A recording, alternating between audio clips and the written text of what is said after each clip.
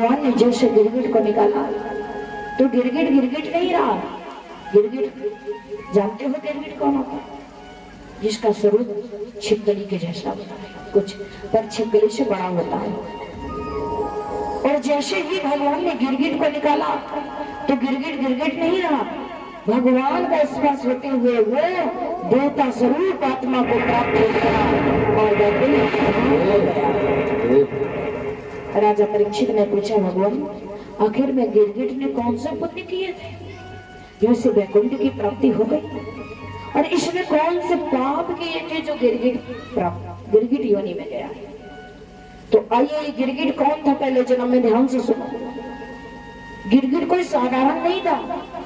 गिरगिट स्वयं गिरगिट पूर्व जन्म में राजा नृग थे। राजा नृग थे और ऐसे ऐसे दानी थे राजा नृग, जिन्होंने अपने जीवन में कहते आकाश के तारे गिन लिए जाए, धरती की कड़कड़ गिन ली जाए, सागर की बूंद गिन ली जाए, और इतना दान किया था कि कहीं भी ब्राह्मणों को जब दान करते थे तो सब वृद्ध गाय दान नहीं करते थे। शिव दुग्ध देने वाली गाय सोने के शिव चांदी के फूल मड़ा करते थे, ऐसा दान करते थे राजा। पर इनसे गलती क्या हुई भाई? इतना दानी, इनसे क्या गलती हुई कि इन्होंने जब एक ब्राह्मण को गाय दान की ना, ब्राह्मण को कभी भी अपने घर में अर्घ भोजन और वृद्ध गाय दान नहीं करनी चाहिए। जिस घर से ब्राह्मण संत भोजन करके संतुष्ट होकर निकल जाए तो समझ लेना उनका पुण्य वही छूट जाता है, और जहां से वो दुखी हो जाए ना तो ये तुम समझ लेना कि अब इनका पतन शुरू हो चुका है।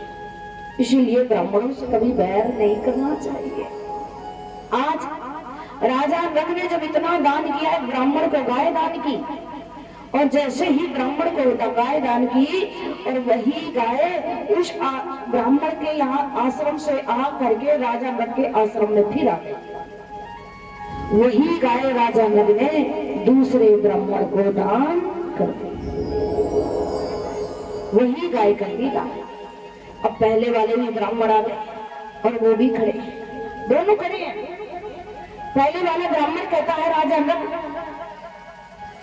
नृग, मेरी गाय आपके आश्रम में आ गई है, ये यही मेरी गाय है जो तुमने दूसरे को दे दी, ये मेरी गाय है, मुझे दो। अब राजा नृग वो धन किसी को दे चुके थे। अब बोले तो क्या बोले? बोले ब्राह्मण देवता मुझसे गलती हो गई, इस गाय के बदले मैं तुमको हजारों गाय दान कर दूंगा, हजारों गाय दान करूंगा, पर मैंने इस ब्राह्मण को दान कर दिया है। पहले वाले ब्राह्मण बोले राजन मुझे अपना ही धन चाहिए, मुझे अपनी गाय चाहिए, और अगर तुम मेरी गाय मुझे नहीं दे रहे हो तो मैं तुम्हें श्राप देता हूँ, जाओ तुम गिरगिट बन जाओ। इतना दान करते हुए भी राजा नृग को गिरगिट बनना, इसलिए ये भागवत कथा अंतिम समय गलती कर गए। 6 दिन गलती करी, भगवान क्षमा करता है। अंतिम समय में कोई गलती नहीं करनी चाहिए, और कभी भी धर्म का धन किसी को देना नहीं चाहिए, कभी भी मंदिर के धन से ग्रस्त जीवन को लेना नहीं चाहिए। मंदिर का धन जो है वो पुजारी का ही होता है, वो ब्राह्मण का ही होता है। हाँ, वो अपने हाथ से उठा करके तुम्हें प्रसाद रूप में दे दे, उसको आप स्वीकार कर लीजिए, पर जबरदस्ती उठा कर लेना नहीं चाहिए, नहीं तो पतन कर देता है। ये भागवत कराने वालों के लिए बड़ा विशेष सूचना होती है, कभी किसी का धर्म का पैसा रखना नहीं चाहिए, नहीं तो सत्य को लेकर डूब जाता है। आज राजा नृग को गिरगिट काया में जाना पड़ा, इतना दान करते हुए गिरगिट बन गए। अब राजा नृग को जब श्राप लगा तब कहा राजा नृग ने ब्राह्मण देव से, ये ब्राह्मण देव तुमने मुझे श्राप दे दिया, अब मुझे बताओ मेरा उद्धार कब होगा? मेरा उद्धार कब होगा? तब ब्राह्मण देवता ने कहा कि देखो मेरा श्राप तो वापस नहीं हो सकता है, लेकिन जब भगवान द्वापर युग में आएंगे और तुम्हारा स्पर्श करेंगे उसी समय तुम्हें वैकुंठ की प्राप्ति हो जाएगी।